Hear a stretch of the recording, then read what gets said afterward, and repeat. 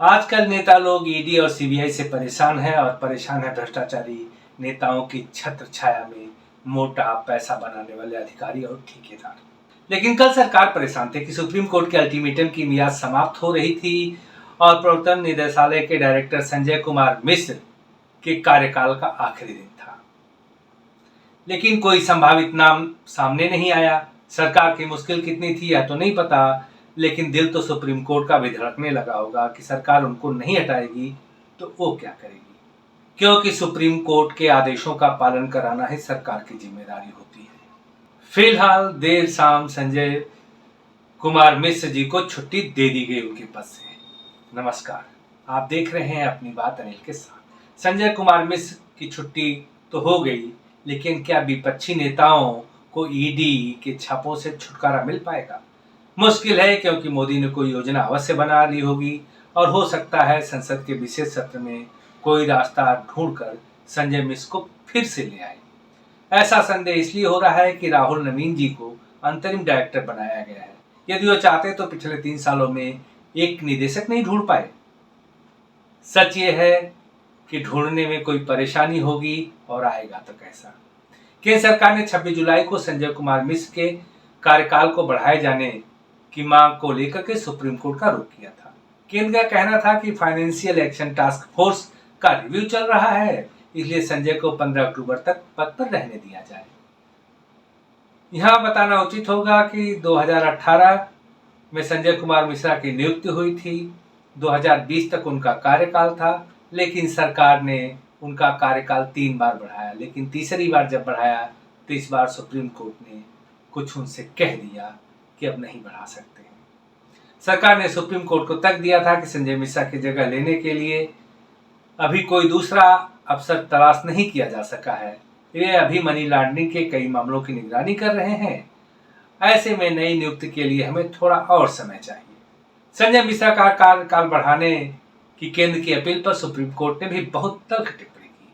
कहा था कि मान लीजिए कि मैं सीजीआई हूं और मेरे साथ कल को कोई अनहोनी हो जाए तो क्या मेरी गैर मौजूदगी में सुप्रीम कोर्ट या देश की न्यायिक व्यवस्था ध्वस्त हो जाएगी? इस पर सरकार क्या जवाब देती? तो प्रश्न उठता है कि क्यों है संजय मिश्रा सरकार के चहेते। अब थोड़ा आप स्क्रीन पर देखेंगे तो संजय मिश्रा ने किन किन नेताओं पर बड़ी कार्रवाई की।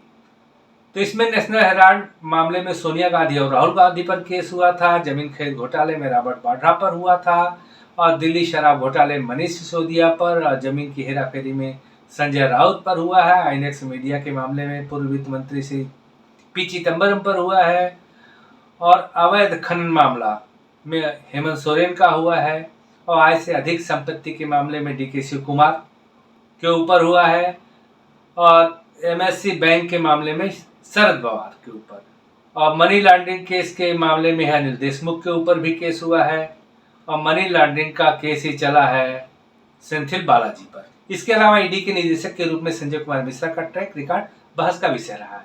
एक तरफ उनके समर्थकों का दावा है कि वह आर्थिक अपराधियों पर नकेल कसने और बड़ी रकम बरामद करने में सफल रहे हैं। उदाहरण के लिए उन्हें भगोड़े व्यवसायी नीरव मोदी से जुड़े पंजाब नेशनल बैंक यानी पीएनबी घोटाले में 13,000 करोड़ रुपए से अधिक की वसूली का श्रेय दिया जा सकता है। हालांकि उनके विरोधियों का तर्क है कि उनकी एजेंसी केवल विपक्षी नेताओं, उनके करीबी व्यापारियों को निशाना बना रही है, जबकि सत्तारूढ़ पार्टियों के नेताओं द्वारा भ्रष्टाचार पर आंख मूंद ली गई। तो विपक्षी नेता भी तो ही कर रहे हैं। पहले मुकेश अंबानी और अदानी थे, अब केवल अदानी बच गए हैं। हर सरकार अपने लोगों को पदों पर बिठाती है, क्योंकि अपने लोग ही कहना मानेंगे, अब वो चाहे गलत काम करने के लिए हो या सही काम करने के लिए। लेकिन होते तो अपने ही लोग हैं, और अपना नहीं होगा तो अपने मन का काम कैसे करेगा। अब इस मामले में देखें, अपनेपन के मामले में तो सरकार ही क्यों, कोर्ट में भी कोलेजियम सिस्टम में भी यही होता है और होता भी रहेगा। आरोप लगते हैं, लगते रहे हैं और लगते रहेंगे। अब प्रश्न उठता है कि सरकार किसी दूसरे पर अभी तक विचार क्यों नहीं किया। तो यहाँ भी सरकार के हाथ बंधे हुए हैं। ईडी डायरेक्टर की नियुक्ति उसी व्यक्ति की होगी जिसकी सिफारिश यूपीएससी करता है, और उन्हीं में से कैबिनेट की नियुक्ति समिति डायरेक्टर का चयन करती है। अब यूपीएससी भी यह सिफारिश जान पहचान से नहीं करता, बल्कि की परीक्षा होती है और साक्षात्कार के बाद उनके नामों की सिफारिश होती है। अब सरकार की दुविधा है कि यूपीएससी द्वारा रिकमेंडेड लिस्ट में कोई सरकार का चहेता होगा या नहीं, इसीलिए वो संजय मिश्र को छोड़ना नहीं चाहती। हो सकता है सरकार ने संजय मिश्र को फिर से ईडी डायरेक्टर नियुक्त करने का कोई रास्ता सोच रखा हो, या कोई अतिरिक्त पद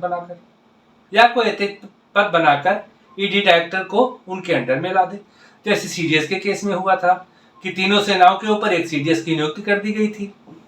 जो होगा पता चल ही जाएगा, लेकिन विशेष सत्र से पहले ईडी डायरेक्टर की नियुक्ति होना मुश्किल है। आपसे अनुरोध है कि वीडियो को लाइक कर दें, शेयर कर दें और चैनल को सब्सक्राइब करें।